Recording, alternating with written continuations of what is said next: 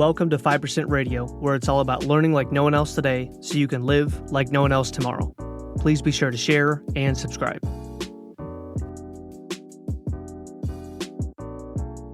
What's up, 5%ers, and welcome back to another episode of the 5% Radio Podcast. Today is episode number 75, and I want to talk to you about one of my absolute favorite books out of the hundreds that I've read and the hundreds and thousands to come that I will read. I have a feeling this will probably still stay one of my absolute favorite reads, and that is The Slight Edge by Jeff Olson. Again, the book is The Slight Edge by Jeff Olson. I would highly recommend that you buy the book, read the book over and over and over again, and then more than just read the book, study the book and apply the book.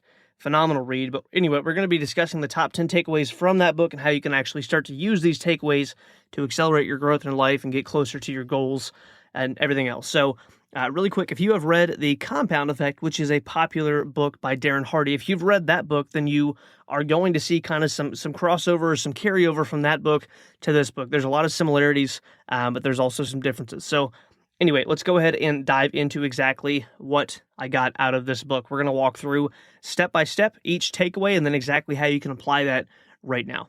Number one, the power of small, consistent actions. Now, The Slight Edge is really all about small, simple actions repeated consistently over time. And I talked about this, I believe it was episode 2, the rubbing alcohol on the tires or something along those lines. But I talked about this in episode 2, the aggregation of small marginal gains. So it's not about massive leaps. It's not about, doing something huge every day. People say, well, take massive action. Well, what that really means is just decide to get out there and do the thing over and over and over again. But it's really about the tiny and seemingly insignificant, the unimportant things that really don't feel like that big of a deal, but the choices that you make every single day. And one of the things that I got out of this book was just the idea of reading 10 pages a day, every day. Well, do you mean every day or just like most days? Like every day. Well, what if it's 2 a.m. and you're still not done with whatever you had to do for the day? Would you still read, or is sleep more important? Every day. What if you're sick? What if you had the coronavirus? What if you, like, every single day? I have not missed a day of reading in coming up on 6 or 7 years, and it has absolutely changed my life. It's revolutionized the way that I do relationships. I'm a recovering jerk. I always tell people that. I used to be really, really, really terrible at communication. I used to be just sharp-tongued and just really harsh in a lot of different ways. And reading has helped me learn so much about myself and others and personalities and psychology and communication, all these different things. It's helped me in business. It's helped me in parenting, which I knew nothing about before I had kids, but it's given me just so many advantages. I've been able to live so many different people's lifetimes, if you will, through their eyes by reading the books that they wrote. So 10 pages a day was one of the biggest takeaways that I had from this book. Now, we still have 9 more, but the power of small, consistent actions is huge. Things like choosing healthy food over junk food, or making, one extra sales call, doing one extra meeting, staying over. If you're working for someone else and you're looking to get a promotion, and maybe you're not a person who wants to live a 5% financial freedom life, but maybe that is just going the extra mile, doing what you were asked to, and then some. Maybe it's keeping your word every single time when no one else thinks that's required. Maybe it's doing the hard thing and being the bigger person, but it's a small thing, but it's a consistent action over time that adds up and accumulates into this massive snowball rolling down a hill, and it can absolutely be life-changing, to use a very cliche term. But here's how you can apply this today, the power of small, consistent actions. Pick one small habit. Reading 10 pages a day, drinking more water, walking 10 minutes, whatever that is. Pick that and commit to doing that today.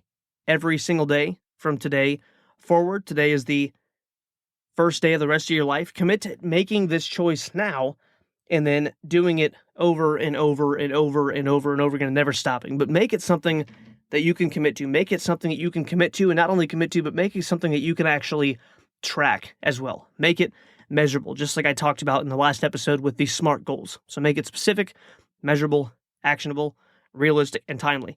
Make a goal that I'm going to do this every single day. I'm going to begin this new habit, and it feels small, but it's going to be life-changing over time when it accumulates over days, weeks, months, years, decades.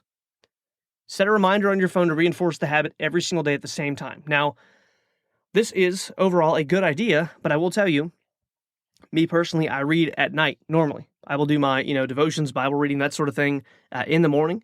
And then I will do my personal reading. I will dive into that in the evening because that's just kind of like the end cap on my day. And then I'll set my to-dos and, go through some goals and affirmations, and then I go to bed. You might want to do it in the morning. You might want to exercise first thing in the morning. You might want to do it in the evening.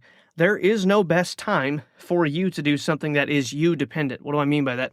There is no best time that I'm going to say everyone, these people that get on podcasts and stuff, and I don't have a problem with them, but when people get on podcasts and they're like, you got to get up at 4 a.m., like, that sounds hard and super appealing and like, I'm a man, I wake up at 4 in the morning. Like, you don't have to do that. You don't have to get up and go to the gym at 3:30. You could go after. Now, if it's don't go at all or go at 3:30, then you should get your butt out of bed and go.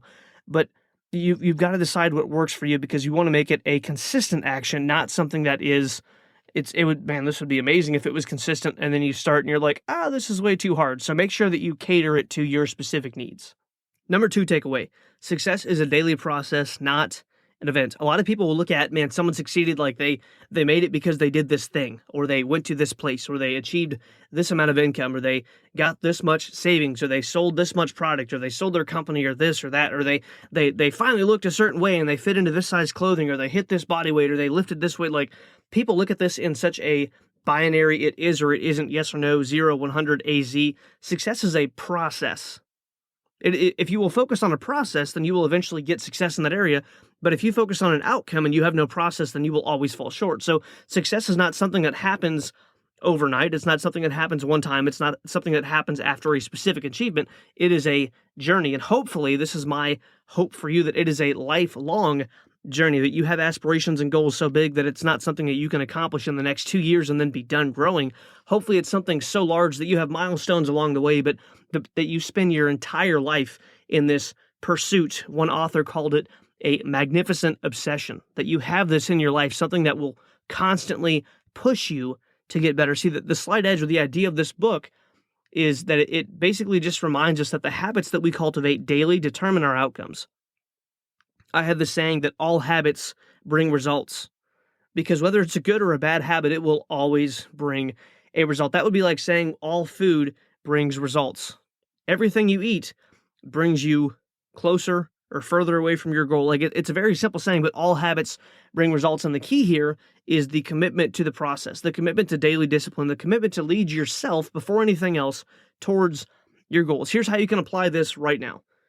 Write down your top 1, 2, or 3 priorities just every day, and then take daily action on them. Write those down, and I don't mean write different ones down every day. I'm not talking about a to-do list. Write down your priorities every single day. These are the 3 big rocks, so to speak, in my life. Stephen Covey gave an analogy. There's a apocryphal story of a college professor, and he's up front teaching, and he is discussing, now I've heard many versions of this, it could have actually happened, but this particular version, he's up in front of the class, and he's telling this story, and he has this jar, and he puts these large rocks on the jar, and he's like, is the jar full? They can't fit any more large rocks in, so students are like, yeah, it's full. Then he puts in P-rock, or like pebbles. He's like, okay, you said it was full before, now I put these in, I can't fit any more of these, is it full now? A couple students are like, yeah, everyone else is kind of starting to get a little like, I don't know, I said the wrong thing earlier, maybe, like, I don't know, you tell me, professor. And then next he gets sand, and then he puts sand in the jar, and shakes and turns the jar and gets the sand to move all the way to the bottom of the jar, and then fills it up the entire way from the bottom to the top, and now there's big rocks, and there's gravel, or, pebbles, or P-rock, and then there's sand, and then he's like, is it full now? They can't fit any more sand in. And now they're all doubtful to answer the question, like, well, maybe, but probably not. Like, he's probably got something else. And then he adds in water. And now there's not a single space in the jar that's not filled by something. And his analogy there was that you've got to put the big rocks in first. Your priorities have to go in first. And then your secondary priorities, maybe the gravel, kind of like the P-rock, which is similar to like what you would see in like almost like a fish tank, but like the real thing. And then sand.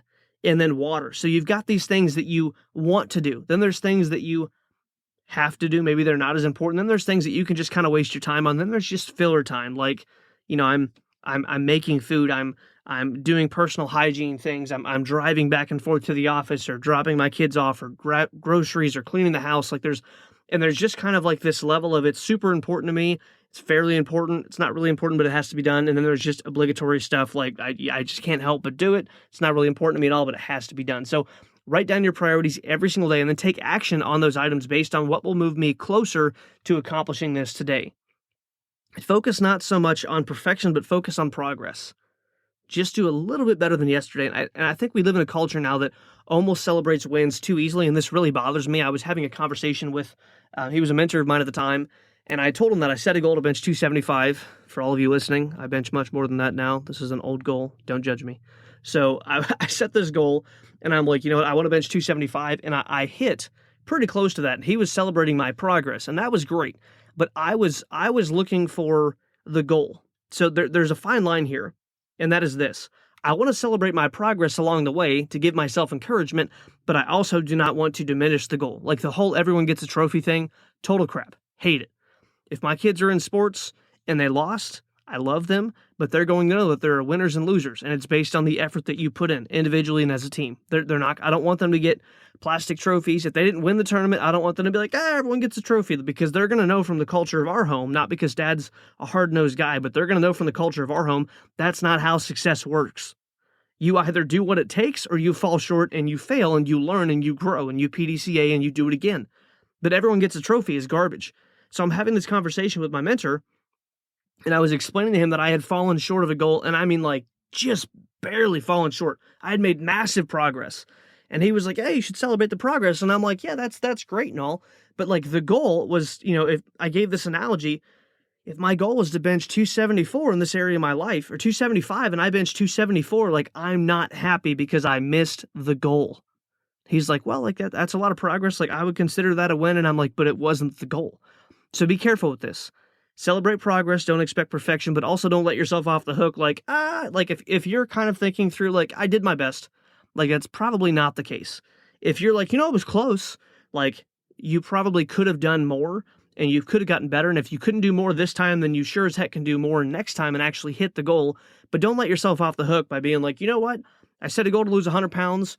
And I mean, I lost 50. I'm halfway there. Like, that's a great attitude to have. But if you stop there, then you're giving excuses of why you can't go further. I've already lost 50. Why would I want to lose 50 more? That was the original goal. That was your commitment. Your commitments to yourself are more important than your commitments to others, because if you can keep your commitments to you, then you'll always keep your commitments to people outside of you. If you can't keep commitments to yourself, you will never keep commitments to others. Number 3 takeaway. Simple, easy choices can lead to failure or success. The things that success usually requires are not hard to do, but they're easy not to do. The actions that lead to success on a daily basis, if they're easy to skip. It's easy to skip a workout. It's easy to procrastinate, to ignore your goals. It's easy to take a day off when you were supposed to work. It's easy to get off early if you're self-employed. Like, well, we had the option. It's easy to take a vacation that you really haven't earned, but you have the money. It's easy to set a goal and not delay any gratification and just be like, you know what, we're going to do it now anyway. It's easy to do those things, but those choices, even though they're easy, they might not lead you to immediate failure. But again, compounding over time, it's easy to do the wrong thing. It's actually easier than it is to do the right thing. It's easier to do the wrong thing than it is to do the right thing, is what I'm trying to get at. But be mindful of these choices, because the choices that you make, in the end, the choice you make makes you. Every single thing you do every single day is you casting votes to the person that you want to become. And if I cast votes to the wrong ballot box for the loser side of me, the under my potential, the suboptimized, the me not doing my best, the me not showing up every day. I had a conversation with my wife the other day about how I want to show up in the world as a parent, as a spouse, as someone who's in ministry, as a business leader, as a friend, as a person that if I had no one else in my life to look in the mirror and walk by and be like, not in a prideful way, but like, I'm proud of you because you're doing legitimately the best you possibly can. You're striving, you're excelling, you're looking to grow in every single area. There's no area of your life that's sitting on the back burner that you're like, you know what, it's okay that I'm lazy there. I want to show up as that person. I have to cast votes every single day with my actions. So a good example is I'm doing carnivore right now. So my breakfast this morning was, steak, and my lunch today is going to be eggs and lunch meat and a little bit of cheese. I'm doing cheese and carnivore. It's considered, I guess, like dirty carnivore, but I'm doing not a whole lot of cheese. And then my dinner tonight is going to be plain beef patties with maybe some lunch meat on the side. Like, that's not exciting. But the person that I want to show up as is someone who takes care of themselves, so that others can look at me and just be like, I know that guy's disciplined. I know that he has self-trust. Therefore, I will trust him. Obviously, he knows where he's going and he's able to conquer that thing. That means he's going to be able to conquer this. I can trust him in his ability to do the things that he promises because he keeps his promises to himself. Here's how you can apply this one today. Identify one small thing that you continually keep avoiding. The thing that's easy not to do. It's not a huge deal to do it, but it's easier not to do it than it is to actually do it. Take that one thing, whatever that is, and start doing it right now. I heard someone say the other day, if you can fix a problem in 5 minutes, then you should fix it right now. Take that thing and immediately, pause this episode and go do that thing right now. Begin that habit right now. Make the call, schedule the meeting, buy the course, whatever you need to do to move the ball forward that you know you need to do that you've been holding up on, reading the book. Do that right now. Buy the gym membership, whatever that is. You've got to start acting now. There was a book that I read, and it was Success Through a Positive Mental Attitude or something like that. I didn't really enjoy the book, to be honest. I thought it was a fairly overhyped book, but I got one thing out of the book, and that made it worth it, and that was this principle of do it now. Do it now. When you have a problem, when you have something that you know that you should be doing, to have the attitude of do it now. I'm not going to put it off. I'm not going to do it later. I'm not going to do it when it's more convenient. I'm not going to do it when it feels easier, when I, quote unquote, feel ready, when everything's perfect, when all the planets are aligned, so to speak. I'm doing it right now. Whether I feel ready or not, I'm going to do the thing that I know that I should be doing because I need to move the ball forward. Start a no 0 days mindset or no days off mindset on your goal. Not saying that you cannot have rest days in your goal, but do at least one thing every single day that moves you forward towards your goal, and give yourself, instead of giving yourself an out, give yourself a daily discipline of I will do this thing because my goal is more important than my comfort. Number 4 takeaway from the book is that your philosophy shapes your actions and results. I've said this before on the show. Wherever you go, there you are. I said this in episode 1. Life is not as it is, life is as you are. I've said this quote before. The mind is its own place. It can make a hell out of heaven or a heaven out of hell. Meaning, I can have everything perfect, but if I think about it the wrong way, I can make something perfect horrible. So you've got to be careful with your philosophy or your worldview that shapes how you operate in life.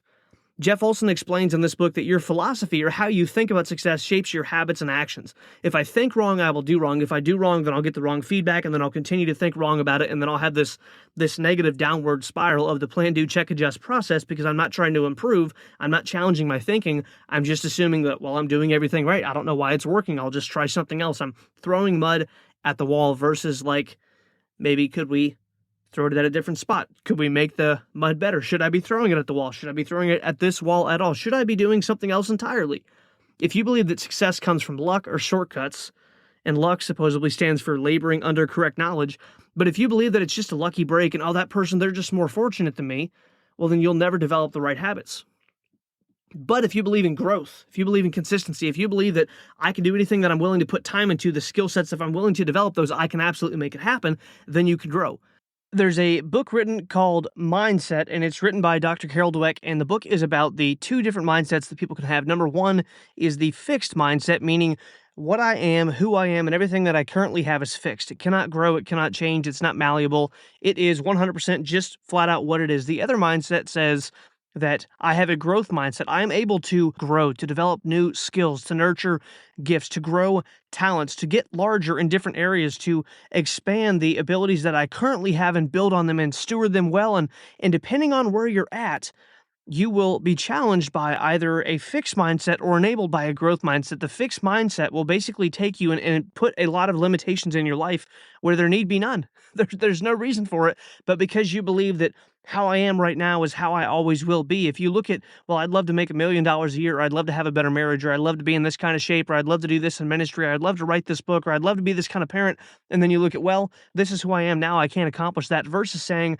I can learn everything that I need to along the way. Similar to climbing a mountain, I don't look at it and say, I can't get to the peak by the end of the day. I look at it and say, what's the journey going to be like on the way there? So you have to understand, when you write down these limiting beliefs, when you take time to think about this, you have to reframe them with the growth mindset, not just saying, here are my problems, and that really sucks because I have these obstacles. I cannot get to where I want to go. I kind of equate this to, if you're taking a long trip and you get a detour, or you hit a wreck, or you end up, let's say, hitting a really slow traffic, and you're like, well, we can't get there. If I was going to get there by 9, now I'm not going to be able to get there by 9 p.m. We might as well just turn around and go home. It's not like that. You would look for other routes. Are there other options that can get us there faster? Is there a way around this wreck? Is there a way around this? Is there another detour that's maybe faster? Can we do a paid toll road that'll get us there a little bit faster? You wouldn't just say, well, I better turn around. It's the same way in life. To start saying I am becoming, or I am the kind of person, I'm on the journey to blank with your desired identity. So the person that you want to be, the person that you want to embody, the actions that you want to start taking, begin to identify as that person, and you will begin to grow. Case in point, I was talking to Eli the other day, our almost 3-year-old. If you ask him, how old are you? He'll say, 3 in March. And I don't remember if I've told this story yet or not, but illustrates this point perfectly. He was eating and he hadn't finished his food. And I told him, hey, buddy, you got to finish XYZ on your plate. Forget what it was. And he was not going to. And then I told him, what a big boy would finish his whole plate because he's hungry and he wants to grow and all this stuff. And then I just basically said, I know that you want to be a big boy. And he was like, immediately was pretty much like, yes. And then he basically said, because I want to be a big boy, I'm going to act like a big boy. And none of this was, it was all flying below his radar. But he's like, yeah. And boom, just starts shoveling his food, finishes his dinner. And I'm like, oh, great job, buddy. Like, you're a big boy. You finished your dinner just like a big boy would, and you're going to grow. And like, I basically kind of gave him a Scooby snack of like, hey, here's the identity, because I know he wants to grow up and be a big boy and grow into a man. And I'm not a big guy. I'm 5'3.5", but he wants to be a big guy like daddy someday, in his mind. But anyway, as a side note, we have a friend that's like 6'4", and his name is Gary. We call him Big G. And I said, who's bigger? I said, me or Big G? And he said, Big G. And then I said, is Daddy a big guy? He goes, no, Daddy, you little guy. So he understands that we don't have tall genetics in our family. But he took on this identity of like, I want to be a big boy, and therefore I'm going to do what big boys do, and that is finish my dinner. So take time, reflect on what you want to do, look at your limiting beliefs, write those down in a growth mindset, a way that you can look at this and say, okay, what's the solution here to this problem? Not looking at the problem and say, well, this is where I'm going to have to stop. So moving on to number 5, the compound effect of positive habits. So think of this like investing. So good habits compound. So picture a snowball rolling downhill. I heard someone put it this way, and I might do a full episode on this, but he said rebound, meaning stop doing the wrong things. Inbound, meaning add new habits into your life, and then compound, meaning do those things over time. So if you look at this through the lens of investing, I want to take good habits and I want to compound them, to do them over and over and over again. So reading a little bit every day gives you more information, gives you better thinking, gives you more wisdom, gives you skills that you didn't have in things like communication and leadership and finance and all these other areas. Eating healthy or unhealthy will add up over time. Eating healthy will add up to better health over time. Eating poorly will add to poor health over time. Small daily improvements or small daily poor choices, opposite direction of improvements, will create growth in an area, either negative growth or positive growth. So you have to think about this like investing. I'm investing every single day. I ask my son, not my kids, because our little guy's 10 months old, but I ask Eli all the time. When it's close to bedtime, I ask him, hey, buddy, how can daddy invest into you to show you that he loves you before you go to bed? Not just what can we do? I don't use the word spend time. I try to avoid that word because I'm investing into his life to see a return, not for me, but for him on the other side. So think of everything you do as an investment. I'm either investing in the future I want, or I'm investing in the future that I'm going to dread down the road. Here's how to apply this today. Pick one habit, track it for the next 30 days. I do not care what it is. It might be exercising, journaling, reading, working out, whatever that is. Track it for the next 30 days, and then you can use a habit tracker app, which I will be honest, I have personally never used, but I know some people like them and swear by them and think that they're useful. Or you can do what I like to do, and that's basically just make a checklist, and I write it down every day, and I track the habit. For me, I actually, when I read this book a long time ago, I think back in 2019, 2018. I think it was 2018 I read this book for the first time, and it really just, it felt like it put a lot of pieces together of other things that I had learned and read, over the last year or so at that point. And it took a lot of concepts and kind of like tied them together in one central place. But for me, the thing that I got out of this book that really changed everything in my life, in so many different areas that have affected relationships, finances, business, everything from how I interact with my parents, to how I interact with, relationships like my wife and I. Totally changed that, but it challenged you, as an example, to read 10 pages a day. Since I read that book, I have not stopped doing that act. Is that a hard thing? No, going back to what we talked about earlier, not a hard thing, but it's super easy not to do. But pick a habit, track it, and be honest about it. Make sure that this is something that you can actually commit to, because the worst commitment you can break is one that you make to yourself. Moving on to number 6, the slight edge works for and against you. Again, going back to the thought of that snowball. So here's the catch. The slight edge is always at work. The compounding effect. There's another book that I mentioned already in this podcast episode by Darren Hardy called The Compound Effect. You can find the entire audiobook for free on YouTube, actually, unless someone took it down. But great book, read by the author. Would highly recommend it. A lot of similar concepts, but I do prefer the slight edge over that book, because this has, I feel like, a lot more nuggets, and it goes into more depth of like the just minutia of the details. And so that's why I prefer doing it on this book versus The Compound Effect. But anyway, the slight edge is always, always, always at work. If you make positive choices, it works in your favor. It's that snowball that you started rolling down the hill because you wanted it to grow. But if you make negative choices, it's the same snowball, but it's compounding against you. It's getting larger and larger and larger and harder to stop. And James Clear's book, Atomic Habits, that I did, I believe, episode 2 on, he talked about never miss twice, meaning never do the wrong behavior twice. So if you have a habit that you want to do Monday and then you skip it Tuesday, don't also skip it Wednesday. This would be equivalent to saying, well, I woke up, I missed breakfast, missed lunch, I'm just going to skip dinner, because why not? It's already been a bad day. Things come in threes, and you hear all this negative garbage that people just vomit out. But I want to focus on never missing twice. So make sure the slight edge is always working for you. Don't miss the habit twice. Don't start it one day and then skip it the next. Don't act on your feelings like 95%ers do. We are 5%ers listening to this information. We're not 95%ers. Take the information, pick a habit, and then apply that over time. And remember, the slight edge is always working. And what you may not see now, that 1% growth, or that third of a percent, whatever that is, if you grow a third of a percent, you're going to grow over 100% in a year. If you grow, people talk about, I'm just going to get 1% better every day. Well, what's that actually look like? It's remembering that I'm not doing what I'm doing today for the result tomorrow. That's short-term thinking. That's employee thinking. That's people that live in the primary world where they don't really ever get what they want, because they do something for a couple days, a couple weeks, a couple months, maybe a couple years, and they're like, I'm not where I want to be. Versus if you talk to anyone who's a quote-unquote overnight success, they took years and years and years and years and years and years to get there. So make sure the compound effect, the slight edge, is working for you in everything you do. Here's how to apply this concept today. Evaluate your daily habits. A better way to look at this would be your daily behaviors. See, a lot of people think, well, I don't have habits. Everyone has habits. You all have routine behaviors that you do repeatedly over and over and over again.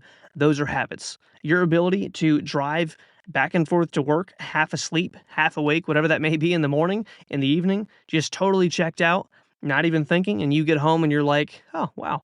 Did I stop at that stop sign? Did I run that red light? That was a habit. Your brain has formed a rut, and it says, you know what? We're going to take this from the conscious to the subconscious brain. Conscious meaning I have to actually think through this, to the subconscious brain. We're just going to hand this over to you, and you're going to take care of it. Cool? Cool. Sounds great. Those are your habits. Everything you do automatically is a habit. So evaluate those. Begin to become aware of your behavior. I've talked about this in other episodes, but the first stage of change in anything you do, the first stage of growth, the first stage of any type of positive change you want to make is awareness. When you actually begin to look in the mirror of your life, so to speak, and see, oh, I didn't realize I was doing that. I didn't realize that I was reacting that way. I didn't realize that I was saying that or making people feel that way. I didn't realize that I was completely ignoring people while they talked and just waiting for me to say my piece. I'm not actually listening. Begin to become aware of what you do. Just write things down. Also, choose one negative habit to reduce and replace it with a positive one. It's been said that nature abhors a vacuum, meaning I can't just pull something out and not put something back in. It doesn't work that way. If I pull something out and just think, well, I'm just going to quit this thing, and I don't replace it, I don't replace whatever the urge was that I had to go and do that old habit. If I don't replace that with something else, then I'm going to fall back into that old habit. That's why people who quit smoking start chewing gum. And I don't mean nicotine gum, but they quit smoking and they start chewing gum, or they quit drinking and they start, whatever else, or maybe they go from being a workaholic to, man, now they work out all the time, or they used to do, I've talked to so many people who are like, yeah, I used to be into drugs and alcohol or this or that, and now they're super into fitness, or they're super into this or super into that, because they have to have some kind of a replacement for that. People look at that like it's a negative thing. I've got to have something that replaces that. Number 7, master the mundane. This is one of my favorites. The most successful people embrace repetition and consistency. There was a study done, I believe it was Malcolm Gladwell's book Outliers, and he talked about the mundanity of excellence. And it talked about how basically the people who make it to the top, the cream of the crop, the creme of the creme, the people who are absolutely the best of the best on the mountaintop of success, if you will, they just basically get the best at doing the same boring junk over and over and over and over. And Alex Hormozy talks about the concept of doing the boring work. Like the stuff that you're so sick of, but it gets the result, and you've just got to keep doing it over and over and over and over and over again. See, successful people don't get bored with the basics. They master them. It was funny when I was in martial arts, and I still go back from time to time and teach and go to seminars and things like that, and just enjoy class. It's not my life like it once was, but I do enjoy it, and I want to give back to what was given to me because I learned so many valuable lessons out of that classroom. Shout out to Sensei Leslie. But one of the things that they talked about, and one of the things that I noticed repeatedly, and it's the same thing in the gym or any other area, people always want to skip straight to the advanced stuff, like what the sexy stuff, like, oh, show me this and that, like, show me the thing where, I jump on the guy's leg and then I triangle with, I choke him with my legs and then I flip over and spin around and he twirls and like, show me that stuff. And I'm like, yeah, like, have you learned to punch yet? Like, this is important stuff.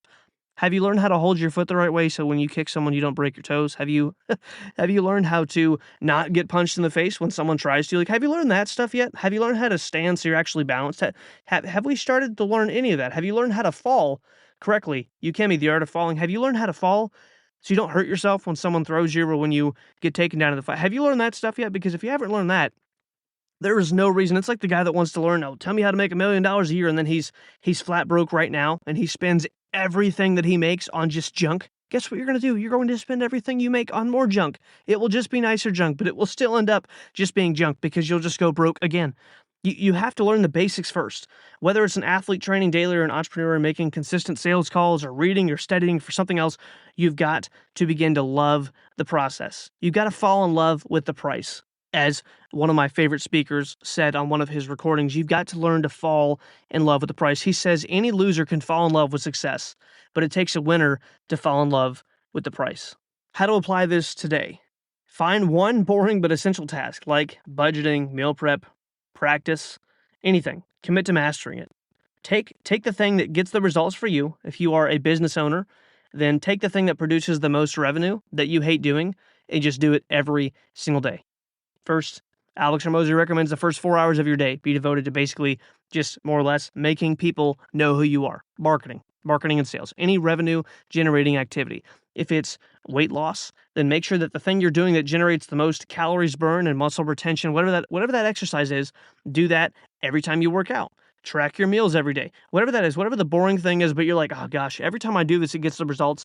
Do it every single day. Learn to fall in love with that mundanity, the boring junk. Learn to fall in love with the result, not the dopamine hit that you get from doing the thing.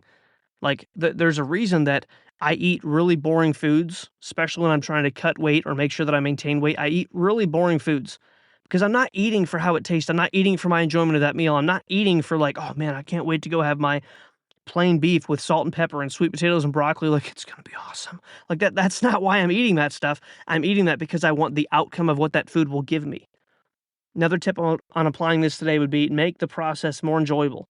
You can do a lot of different stuff with this. You can give yourself rewards. You can set goals. Once I hit this, I will do this. Once I hit this, we'll go there. We'll buy this.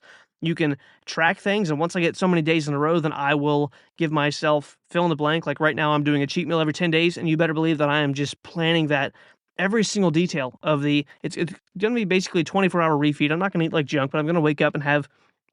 It's actually this Thursday. Can't wait. This is a Sunday evening when I'm recording this, but I can't wait. I'm going to have Kodiak pancakes in the morning. Going to be incredible. Chocolate chip Kodiak pancakes. And I'm going to do Chipotle for lunch. And then we have friends coming over. We're going to do lasagna and ice cream and all kinds of just awesome stuff afterwards. The only really bad thing I'm having in that whole day, as far as like a true cheat food, would be that ice cream, but I'm on carnivore, so it's a carbohydrate refeed to get glycogen back in my cells. It's boring. I won't talk about it more, but like I'm so excited for that because I've done 10 days at that point of super, super, super clean, like meat, eggs, cheese. That's basically it. But we are getting close to wrapping up. 3 more left. Number 8 is personal development is the key to growth. So your income, your relationships, your health, everything else, you'll never have outwardly what you are not inwardly. You cannot produce something that is more than who you are.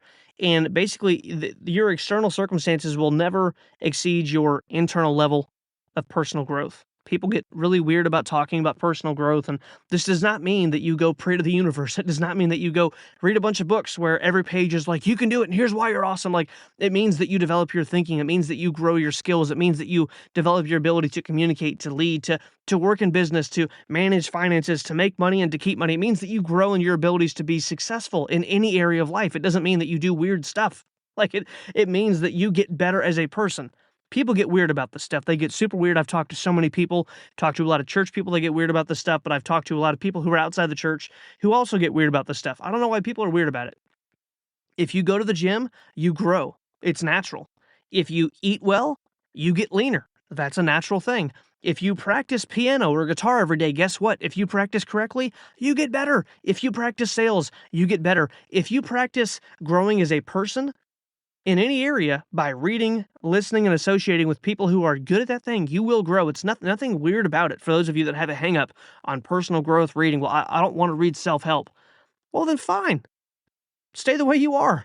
That's totally fine. I'm just going to listen to podcasts. That's great, but reading changes your brain, and it actually molds your brain in different ways than listening to information does, period. It's been proven. They've done studies on it. It's absolutely a different effect to read something versus listen to something. If you want to skip that and try to find a shortcut, be my guest, but I'm telling you there's power in personal growth, specifically in reading personal growth materials. One reason that reading is so important, little tangent, but when you're reading, no one else is there but you, so it's just you and the pages being honest. You read something and you're like, I'm bad at this area. I suck in this area. I need to grow. And at that point, I have a choice to either lie to myself and be like, no, that's not me. Or I can look at the page and be like, how can I look at my life, kind of peel back the layers of me, and where can I work on growing in this area? And if you're willing to be honest about that, reading can be so powerful because I can read something that if I said it to you in a one-on-one conversation, you'd be offended. You'd be like, he's speaking directly to me. But if you read it in a book or if you hear it on a podcast or something else, specifically reading in this case, I can look at it and I can be like, well, this was written to anyone who read this book, and I'm holding this book, so that means it was written for me because I believe that I pick up the books that I pick up and read the books that I read for a specific reason and specific seasons. And if I read something and it kind of like, oh man, that stung, that means that I can grow in that area, or I can go into self-deception and say, no, that's not me. That's meant for someone else. That's your choice. But if you want to achieve more, you must become more. Reading, learning, and surrounding yourself, again, read, listen, associate, surrounding yourself with growth-minded people who are going in the same direction is huge. Here's how you can apply this today. Start reading or listening to an audiobook for 10 minutes daily. I'm going to tell you to start reading. Well, reading's boring. I don't like reading. Suck it up. Do you want to be successful? Do you want to have a better marriage? Do you want to have better finances? You've got to be able to push yourself there. Just like if you go to the gym, you're not going to work out and be like, no, here's the deal. I want to get larger muscles. I want to get leaner. I want to be able to look in the mirror and be proud of what I see, but I don't want to get uncomfortable during the workouts. And preferably if we could not sweat, that would be awesome. And also if I could leave here 5 days a week and still go grab Taco Bell, McDonald's, Arby's, or Wendy's, that would be great. Is there a way we can make that work? Be like, you know what? You're probably not going to be a fit here. Why don't you go down the road and just, join some other class? Because obviously this is not for you because it's going to hurt. You're going to get nasty and stinky and smelly and sweaty, and you're going to have to cut out eating garbage food if you want the results. So start reading. Take this. Start reading. Don't listen. Don't do audiobooks. You know why? Because your brain can wander when you listen to an audiobook. You can be driving down the road listening to that audiobook, and you're like, oh, what do we have to get at the store today? What time do I have to pick up the kids? Oh gosh, was it 6? Was it 6:15? I better call the instructor. When's there? What are we doing this weekend? And your brain is wandering. When you're reading, you can't do that because you are doing what's called subvocalization. For most of us, we do this when we read. My eyes read the page, and then those words are repeated in my brain by my own voice. That's why it's so powerful, because it's me talking to me the entire time. Another thing you can do here is find one mentor or inspiring person to follow, listen, or learn from. This does not have to be a person that you can interact with directly. There's a gentleman that I have mentored with in the past, and he was talking about his mentor.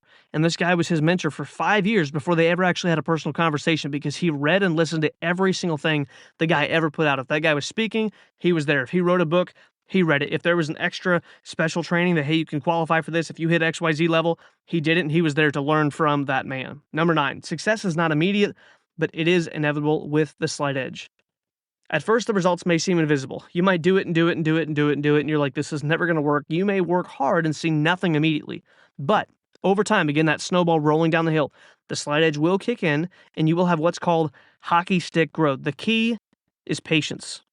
Trust the process, consistent action in the same direction, short-term goals, and long-term focus. Here's how you can apply this today. Write down one long-term goal and break it into daily or weekly steps. Make it a ladder that you can climb up a little bit at a time. Trust the process and focus on taking small steps, not massive steps, not I do it today and I better see a result by this evening, but take small steps and look for small improvements. Over time, they will end up being big improvements if you take a long enough time horizon. Number 10, wrapping up the episode. Ultimately, you are responsible for your life. Number 10 is take responsibility for your life. It's you. It's no one else. It's not your parents. It's not your job. It's not the debt you have. It's nothing else. It is you. You wake up in the morning and the person controlling your life, who is making all of your decisions, making things better or worse, look in the mirror. It's you. No one wants to just be honest these days. Everyone wants to, and here's the deal. There are people who will get up and they will tell you a certain message politically to make sure that you understand, yes, you are a victim, and here, we will fix it. It's not your fault. You were born in the wrong socioeconomic status. Wrong. You were born in the wrong color. Wrong. You were born in the wrong state. You guys were below the poverty line. You didn't have great opportunities afforded to you. It's all garbage, because you know why? If I believe that, then I have to wait on someone else. Makes me so mad when people want to give people this garbage. There were so many people that came over to this country as immigrants and are still coming today that come over. I heard a guy speak just this past weekend. He came over to this country, and him and his wife decided when they came to America, they were going to be successful. Didn't speak the language, didn't have a bunch of opportunities or connections or all this other garbage that people think it takes to be successful. And he's making over 10 grand a month in a passive income style business. And he works maybe 10 hours a week. And he's only been doing this for maybe 2 years. And he is financially free. They're totally out of debt. They have a lot of money in the bank. He's making 10 grand. Well, that's not that much money. If you had everything paid off, houses, cars, debt, credit cards, nothing, and you just make 10 grand a month and your bills are like 3 grand a month, you're doing awesome. Is he going to make more? Absolutely. But when he came to this country, he was working 18 hours a day. He worked 2 full-time jobs between driving and breaks and everything else. He had less than 6 hours to sleep by the time he got home every single night. Did that for years. Talked about, and then the time that he was able to sleep, he started realizing, I need to get better information. So guess what he did? He took time out of his day, out of the limited sleep that he already didn't have, and started reading every day. His lunch break, he would read. When he got home, before he went to bed, he would read. He talked about sometimes he only slept 2 hours a night. Well, that's not sustainable. If you've got a dream, it is. Immigrant, different country, 18 hours a day, no opportunities, no nothing. He just knew that I'm going to get here and I'm going to put in the work, because he wasn't going to buy anyone's excuse to say, well, you came from the wrong country, you're the wrong color, your accent, you don't speak the language, the opportunities, the connections, you would need this and this. He just decided, I'm going to make it happen, and he made it work. You've got to have that mindset. You are responsible for your choices. Stop blaming other people. Stop pointing to other people and say, well, my mom and dad, this and that, my job, my boss, it's just not fair. Go find something where you can get rewarded for your work and then go make it happen, unless you're afraid. If you're afraid and you want someone else to make excuses for you because it sounds good and feels good when it's someone else's fault, then just lie to yourself. And I'm being very straight here, but you are responsible for your life. You want to be successful and have anything and everything you want in life, then you've got to take responsibility for it. And I've even talked to a lot of Christians. And I'm a Christian, a follower of Christ. I've been in church since literally, basically as soon as they brought me home from the hospital. I've been in church. I love the Bible. I love church. I love going there. I love seeing the people. I'm a preacher. I love the gospel. I'm unapologetic about the fact that I'm a Christian. I might lose some followers, some downloads, some listeners. That's totally fine. But I've met a lot of people that want to talk about the sovereignty of God as if He is up there saying, "Well, no, I don't have this for you. So even if you put in the work, that's just not." And then they look at it and they're like, well, I'm having a challenge right now. So I just don't think that this is God's will for my life. And I'm like, let me get this straight. Okay, so almost every single person who's ever made it in business has absolutely gone through the ringer in every single area. Every person that has wonderful children has had so many struggles. Every person that has a wonderful marriage has had to fight for it tooth and nail. Everyone who's got great health has had to work their can off every day, working out, watching what they eat, watching what they drink, watching their sleep, all this stuff. Everyone who's got great finances has had to fight for it. Everything in the world that you look at that's great, someone had to work their butt off for it, and you're going to tell me that because you have challenges, it's not God's will for your life to be successful. Are you serious? You will always have challenges. That'd be like saying, I got saved, I'm a Christian now, I go to church, and I've been having struggles. Maybe it's not God's plan for me to be a Christian. What? Maybe it's not his will that I lose weight because my hormones are off. So, maybe it's just not for maybe he wants me to stay fat so I can stay humble. No, it's garbage. Take responsibility for it. If it's to be, it's up to me. The Slight Edge teaches you that every action you take today shapes your tomorrow, and the power is in your hands. It's in the process. It's in your ability to take a long time horizon, make small changes, and compound them over time. Here's how to apply this today, and we're wrapping up. Stop blaming circumstances. Stop blaming other people. Go look in the mirror. Is that tough? Yes. Does it feel good to hear that? No. Is it empowering if you take that and actually do it? Absolutely. Focus on what you have control over. Control the controllables. Write down one action that you'll take right now to improve your situation, and then take that action every single day. So there you guys have it, the top 10 takeaways from The Slight Edge by Jeff Olson, along with practical ways to implement that starting today. This episode philosophy was easy, simple, but it takes someone actually applying it to get the results. So what is one Slight Edge action that you can take today? Start now, be consistent, repeat that action every single day, track it, and watch where your life goes.